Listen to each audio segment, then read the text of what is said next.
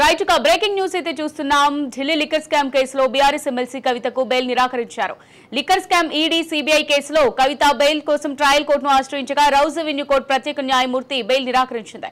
కాగా liquor scam కేసులో మార్చి 15న కవితను ఈడీ హైదరాబాద్ లోని తన నివాసంలో అరెస్ట్ చేయగా తిహార్ జైల్లో ఉన్న ఆమెను సిబిఐ ఏప్రిల్ 11న అరెస్ట్ చేసింది.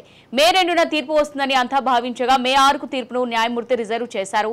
కాగా పార్లమెంట్ ఎన్నికలు సమీపిస్తున్న వేళ కవిత బెయిల్ నిరాకరించడంతో మరికొన్ని రోజుల పాటు కవిత జైల్లోనే ఉండే అవకాశం ఉంది.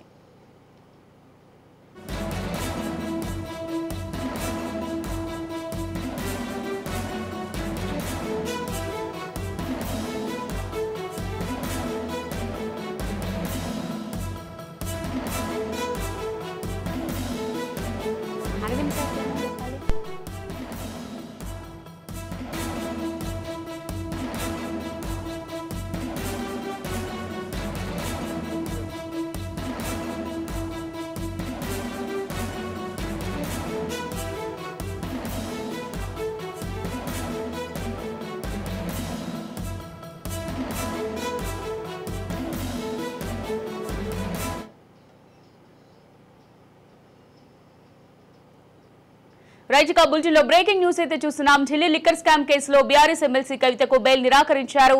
లిక్కర్ స్కామ్ ఈడీ సిబిఐ కేసులో కవిత బెయిల్ కోసం ట్రయల్ కోర్టును ఆశ్రయించగా రౌజ్ అవెన్యూ కోర్టు ప్రత్యేక న్యాయమూర్తి బెయిల్ నిరాకరించింది. కాగా లిక్కర్ స్కామ్ కేసులో మార్చి 15న కవితను ఈడీ హైదరాబాద్ లోని తన నివాసంలో అరెస్ట్ చేయగా తిహార్ జైలులో ఉన్న ఆమెను సిబిఐ ఏప్రిల్ 11న అరెస్ట్ చేసింది. మే 2న తీర్పు వస్తుందని అంతా భావించగా ఇవాళకి తీర్పును న్యాయమూర్తి రిజర్వ్ చేశారు. కాగా పార్లమెంట్ ఎన్నికలు సమీపిస్తున్న వేళ కవిత బెయిల్ నిరాకరించడంతో మరికొన్ని రోజుల పాటు కవిత జైల్లోనే ఉండే అవకాశం ఉంది. ఇక ఇదే అంశానికి సంబంధించి మరింత సమాచారం మా పొలిటికల్ ఎడిటర్ అరవింద్ అందిస్తారు. అరవింద్, కవిత లిక్కర్ కేసు విషయంలో ఏదైతే ఆశపడ్డారో ఈ రోజు బెయిల్ వస్తుందని ఆ బెయిల్ నిరాకరణ జరిగింది. అయితే ఇక్కడ ప్రధానంగా గమనించాల్సిన అంశం ఏంటంటే ప్రతిసారి కొత్త రకమైనటువంటి వాదంతో, కొత్త రకమైనటువంటి అభిప్రాయంతో, కొత్త రకమైనటువంటి కారణాలు చూపిస్తూ బెయిల్ పిటిషన్ వేస్తున్నారు. మొదట కుమారుడికి 11వ తరగతి ఎగ్జామ్స్ ఉన్నాయి కాబట్టి తల్లిగా తన బాధ్యతను నిర్వర్తించడానికి, తల్లిగా తను చేయాల్సినటువంటి సపోర్ట్ ఇవ్వడానికి అనే ఉద్దేశంతో ఆ కారణాన్ని చూపించి బెయిల్ వేశారు. ఆ తర్వాత MP Sanjay Singh, Aam Aadmi party MP Sanjay Singh ని ఉదహరిస్తూ వేశారు. ఈసారి మరో కొత్త కారణంతో వేసినటువంటి పరిస్థితి.